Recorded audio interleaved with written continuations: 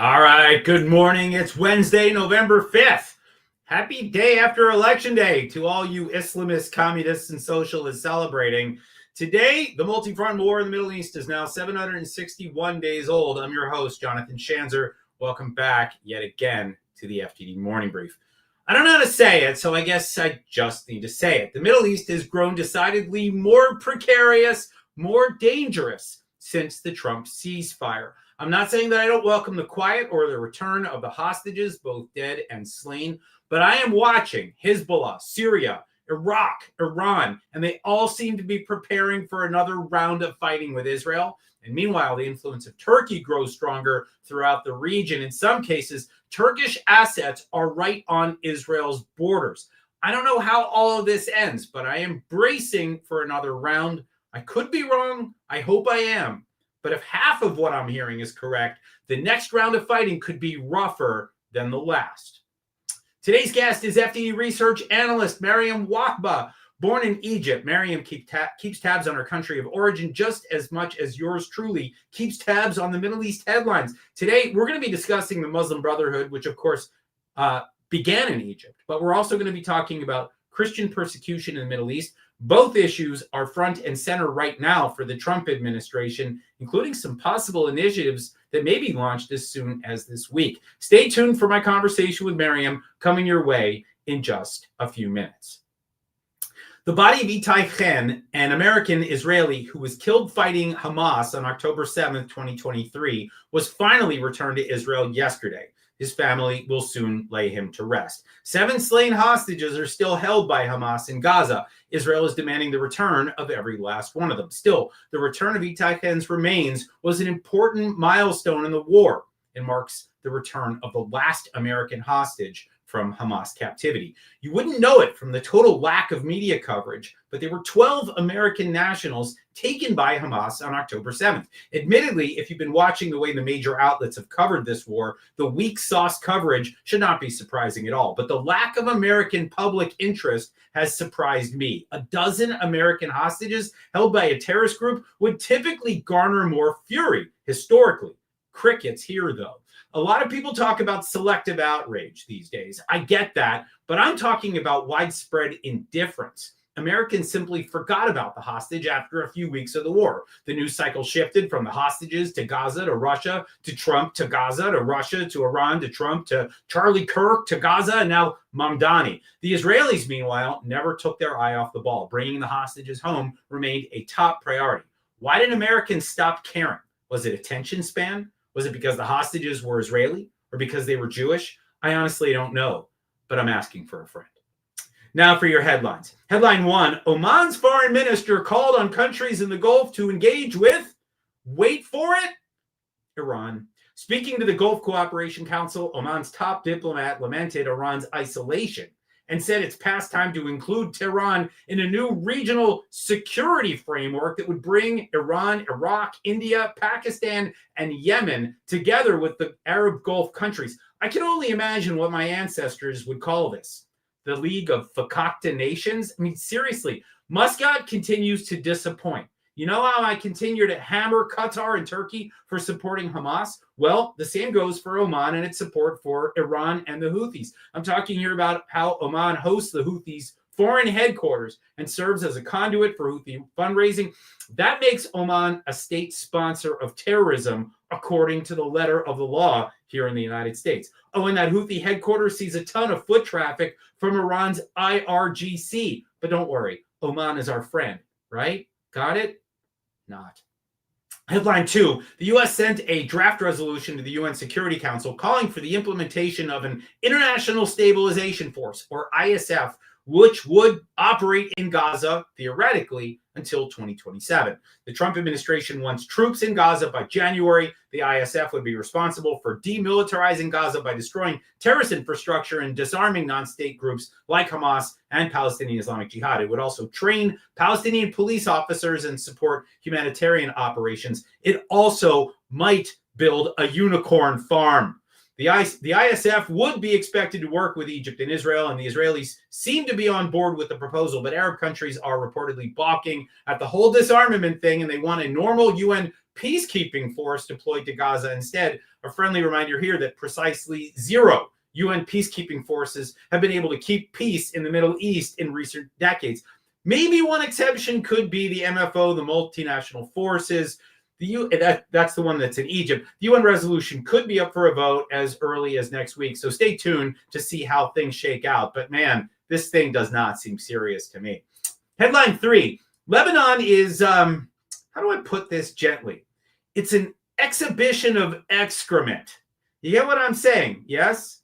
Let's unpack. On Monday, Lebanese President Joseph Aoun said that Beirut has no choice but to sit down and talk with Israel. He's under a lot of pressure to kickstart negotiations and disarm Hezbollah once and for all as Israel revs up for another round of fighting in South Lebanon as reports emerge that there are more weapons now than there have been in recent months scattered throughout Lebanon. Aoun is the first Lebanese president to make dialogue with Israel a focal point of his foreign policy.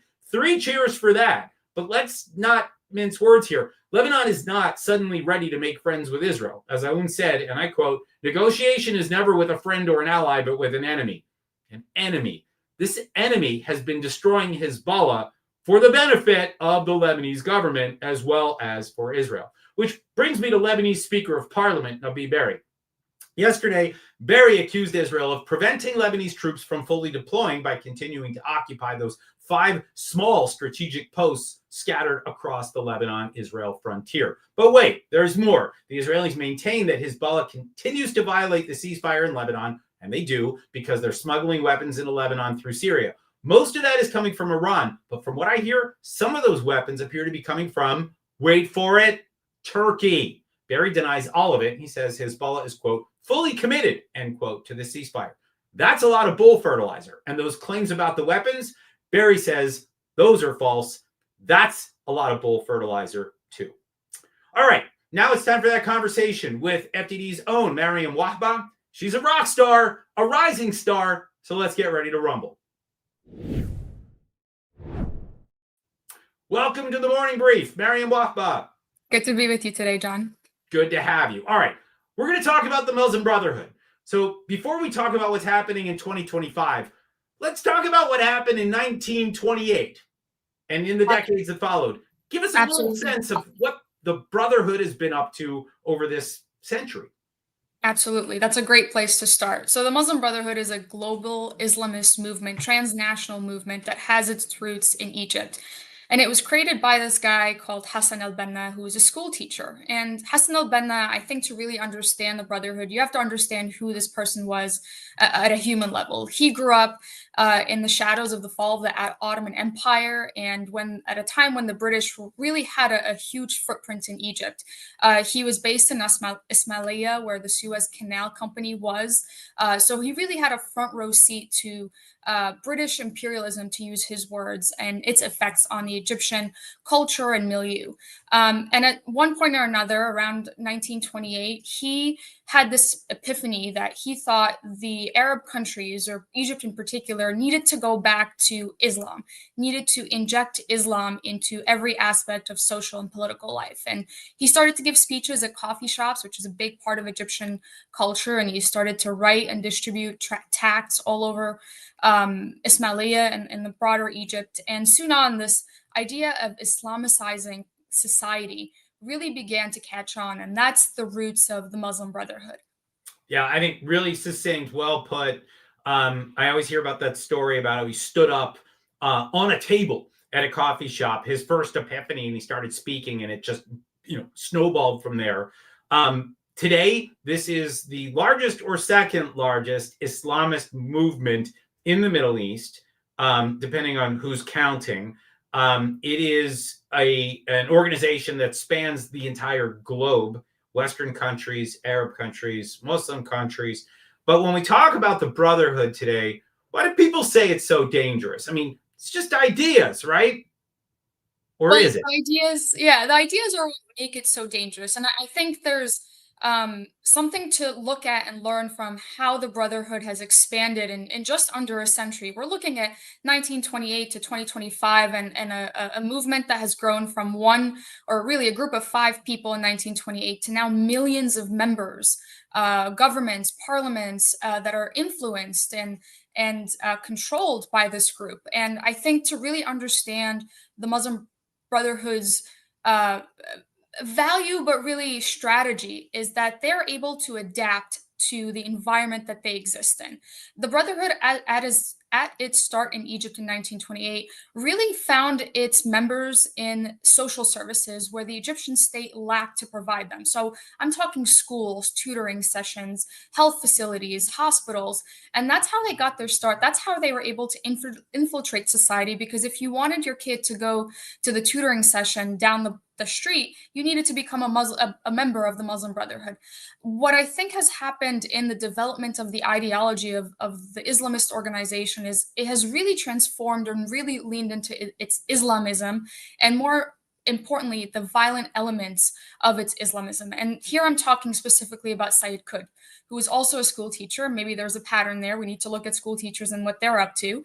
And his trip to the United States and then back to Egypt really saw him transform, because he saw a dance in a church in somewhere in the United States, and he thought, this is too much. This is animalistic, as he called it. And he went back to Egypt and he really added some violent, aggressive elements to the Muslim Brotherhood that were quite unique to the organization. And the other thing that he added to it that I think is quite interesting is that up until that point, there was kind of an Islamic understanding of what Islamicizing a nation or a people or a culture meant. What Qutb suggested and why his ideas took off is he said there's this rigid understanding of Islamicization, and anybody, including other Muslims, who reject this idea must be shunned. And that's what we're seeing the danger of the Muslim Brotherhood now, especially in the Middle East. We're seeing them attack other secular governments like Sisi, like MBS, like MBZ. Yeah, but I think beyond all of that, and by the way, I got to say, we're very interested right now in the school teachers. Not that I'm saying every one of them are bad, but we see a lot of folks right now in the K through 12 space teaching things that should not be taught in American classrooms. And of course, we've talked about that here on this program. But there's the other part of it, which is that the Muslim Brotherhood has inspired Al Qaeda and ISIS and Hamas, and just a wide range of violent actors that continue to disrupt and inject chaos across the Middle East. And the Brotherhood is kind of the founding ideology, the building block, if you will, of all of those groups. And that has been, I think, probably the biggest problem of all, right? I mean, certainly the Islamization of society around the Middle East is a broader challenge that we need to wrestle with. That's an ideological one. But then comes the violent part of this, which I think that's, where the Trump administration is the most focused. So let's get to the Trump administration. They're planning to do something about it, according to the buzz here in Washington. What are we hearing?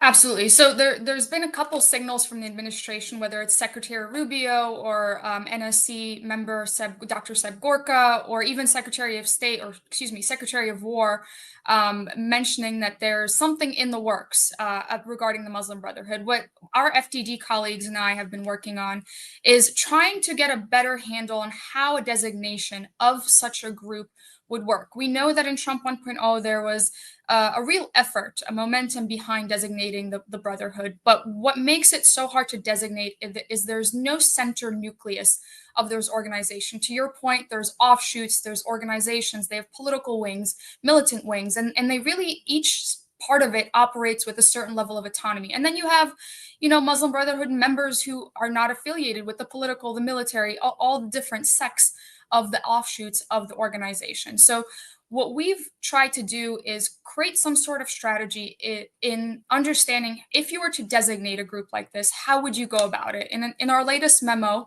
our proposal, and this is really, a continuation of your work, John, is that you have to go after the easy targets. So what are the offshoots and the branches that easily meet FTO designations because they are engaged in violence and are militant groups?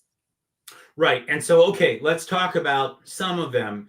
We know that, for example, Hamas is a violent offshoot of the Muslim Brotherhood. That is in their charter from 1988. They declare themselves to be part of the Brotherhood, and we've seen them slaughter 1,200 people and fire rockets and the whole thing, right? So that's kind of a no-brainer. But when we start looking a little deeper across the region, what do we find?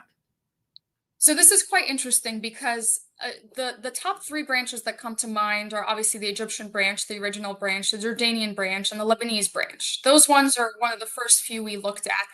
And what's hard about the Egyptian branch, particularly, is that the Egyptian branch is already banned in Egypt, meaning the Egyptian state does a pretty decent job of jailing members and exiling leaders, and they're somewhere in Turkey and Qatar. So they're not quite as active. So looking back at the last 5, 6, maybe even 10 or 12 years of Egyptian Muslim Brotherhood activity, you're not going to be able to find tangible evidence because the Egyptian state is doing its job in maintaining or containing the Muslim Brotherhood threat. What we can go after, though, is militant branches when it comes to the Egyptian Muslim Brotherhood branch. And that's, I'm specifically thinking of HESP, which have been active in the past and have reemerged in the last couple of decades. So I think looking at each branch with a certain set of eyes and looking to treat each branch as its own animal is really the approach that works best here.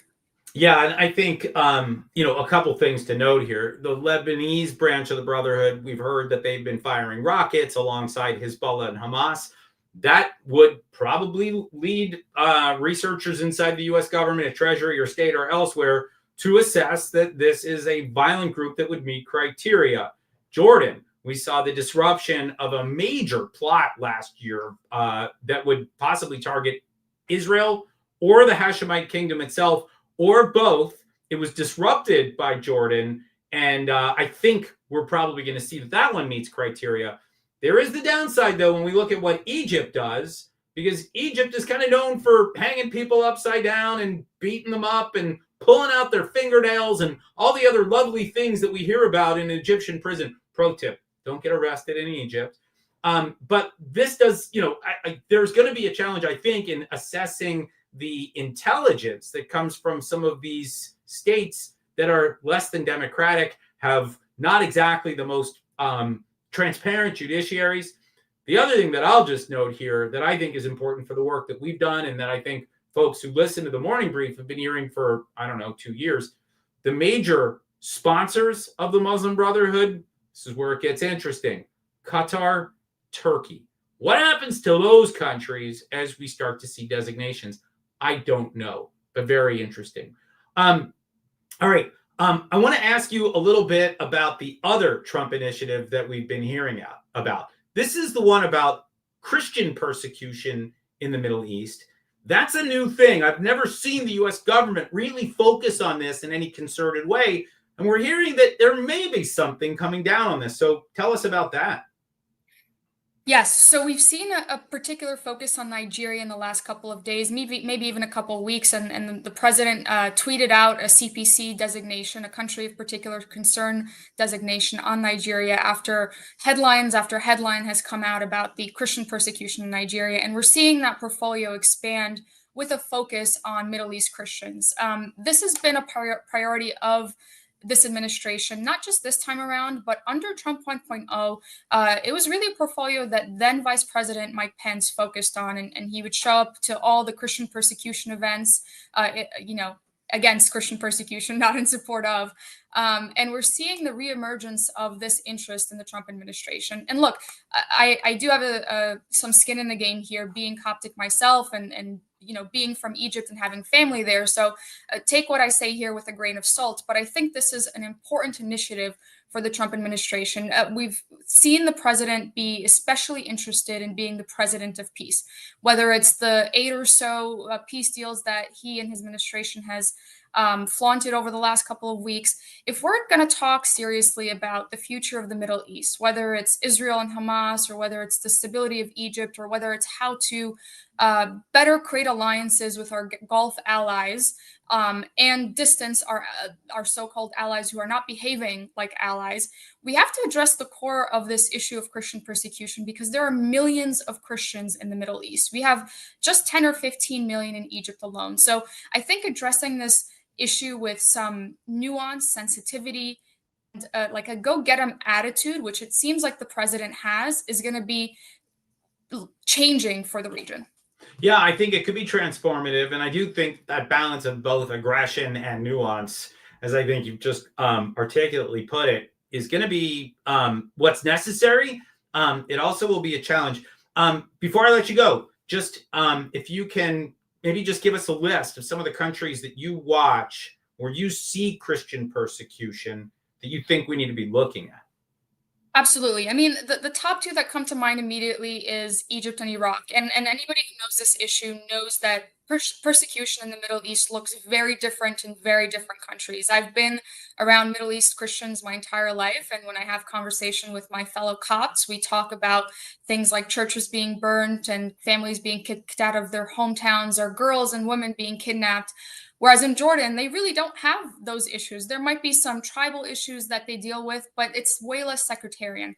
And that's really what I mean when I'm talking about nuance. Understanding each country and each community in its own right is really the approach that works best when it comes to this issue. Yeah, so Nigeria, Iraq, Egypt, I don't know, maybe there'll be some others, but I think this is maybe just a warning sign now to all these regimes out there that treat Christians as a unwanted minority, that treat them as second-class citizens. Looks like the Trump administration may be ramping up here. I think it's a good thing. I think we ought to be doing that for all minorities across the Middle East and making sure that all those minorities get the same rights as Muslims or whatever the majority is in these states. But we'll keep watching it. In the meantime, I want to thank you, Mariam Wahba, rising star at FDD. Thank you for joining us today on the FDD Morning Brief. All right, really good conversation there. Here's what FDD has on tap for you today. FDD CEO Mark Dubowitz hosted former Israeli defense minister and chairman of Israel's Blue and White Party, Benny Gantz, for a candid conversation about his security vision for Israel as the security dynamic grows more complicated by the day. It's also interesting that he's coming out with this statement or this document as politics are heating up again. We're talking about possible elections on the horizon. Benny Gantz promises to be in the mix. You can find that video and the transcript of that discussion on FDD's website.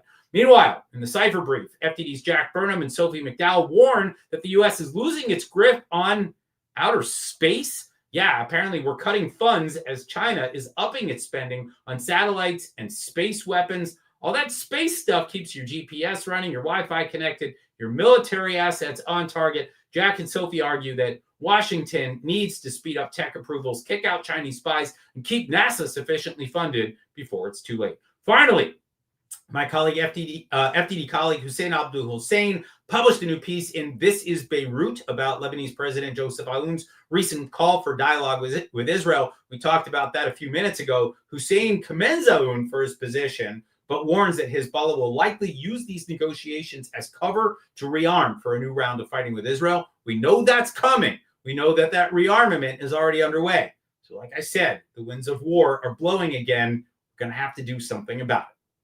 All right, it's time to put this koshery in a to-go box. That's Egypt's national dish, by the way, and it's like a time bomb in your gut, but it is tasty.